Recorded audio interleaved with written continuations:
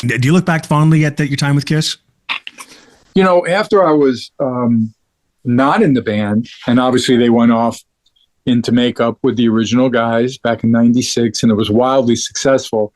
Obviously, I had to completely, rebuild and start from scratch in a sense with who I am and what am I going to do next. So I wasn't always like kind of delving into my 12 years, but time is an interesting thing because as things progressed, they mostly stayed in makeup, as you know, and outside of the two new records that they did during those years, well, they did Psycho Circus, which I was a little bit of a part of, actually. Yes, that's right. But then there was, of course, Sonic Boom and Monster First, I think, or I forget what order, either way. But mostly they were just being, a wonderful representation of the makeup band that started, the phenomenon called Kiss. Okay. Right. Even though eventually, and in a short period of time, it would become Tommy Thayer and Eric Singer, both who I'm good friends with. The attention to my era was, I would say, at best minimal, which is understandable because of the makeup and them representing those songs, okay, more than my era. But it really, over time, made my era more unique and very special to the fans that jumped in on my era. Yes. Okay? And there are quite a few of those. There's more than I could ever imagine. Now, them continuing actually is a good thing because they kept Kiss alive. They kept shining a light on this giant band new generations are going to see. And even if they're going to see them in makeup with the $1 million show, they're still being exposed to something much bigger that does represent more than only what they were doing. So many of those people were looking at, what's this song Tears Are Falling, or what's this, God Gave Rock and Roll to you, or you know what I mean? Or Hide Your Heart. Yeah. Yeah. Or Hide Your Heart. What is this about? So I have fans that I'll take a picture with at an event, and they're literally shaking, taking a picture with me, and they're not even 20 years old yet. So, they weren't born anytime during my era, but they got exposed to it and they got hooked into it. And that's thrilling for me. So now, or shall I say, especially since the pandemic, when I had time I was traveling with Grand Funk Railroad for 23 years going, that's right.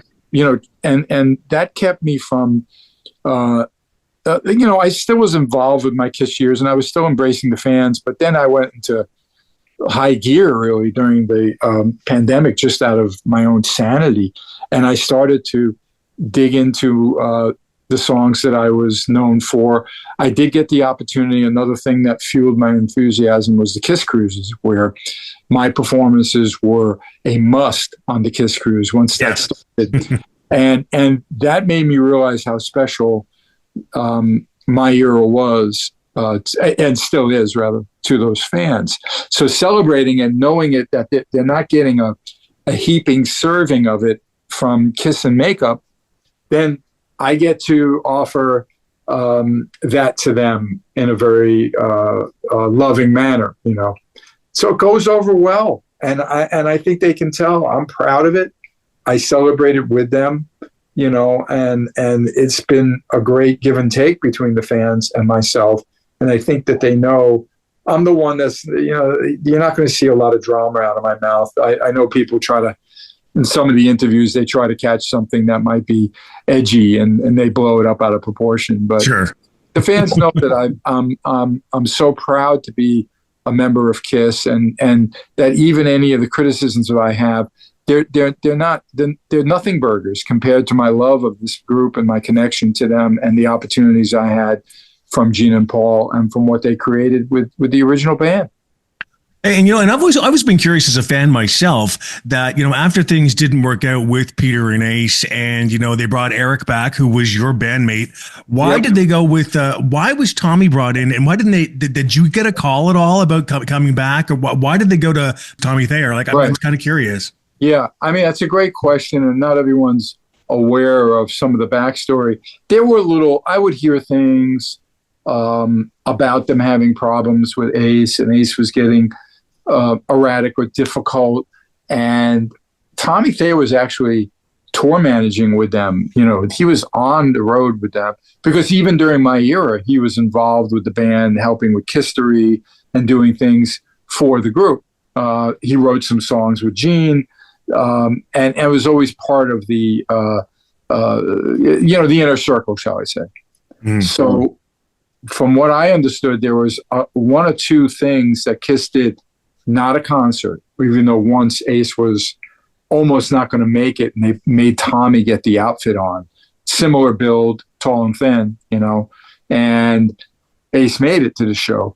But there were a couple other things they needed to do. I believe that 70s show when they were taping, Ace didn't show up. Tommy get the outfit on. Yeah. Okay. And then I think there was a private gig too, that no one would really know about. One of those things where you go to an island and play for some rich people, and Ace wouldn't go, and Kiss wasn't going to say, "All right, we're not going to take the gig." You know what I mean? So they if they ever had a thought of me, I think they would have known that probably would have been a lot harder. Tommy was younger, there already, if you know what I mean, working with them. Mm-hmm. And Tommy, not everybody knows that he was in a tribute band for fun at times called Cold Gin, as Ace Frehley. You know what I mean? Right. Yeah. So if they would have went to me, I can't say I absolutely would have said no. I miss being in Kiss. I do realize it would have kind of pooped on my era, because then I'd have to kind of play the role of the spaceman and shoot rockets and play more like Ace. I was never given that direction from Gene and Paul, where Tommy knew that it actually was more comfortable with his natural style of guitar playing. He wasn't a Floyd Rose, play some flashy riffs like King of the Mountain. Right. So I really think I never felt like they made the wrong choice, ever. I always felt that was the right way to go, because then Tommy could assume the role of the spaceman in the group.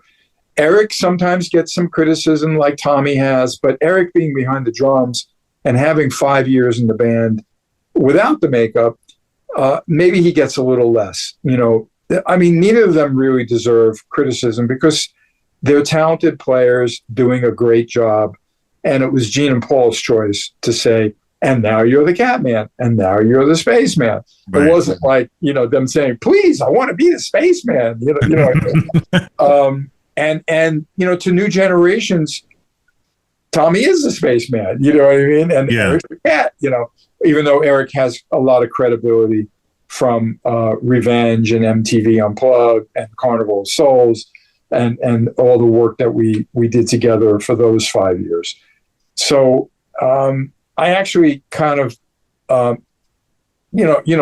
lost the big gig on many levels for the right reasons, though. And I was never fired from the first time. It was simply, we're making, all this money. Now we're selling out, from arenas to stadiums in makeup. So my era ran its course. Loaded Radio.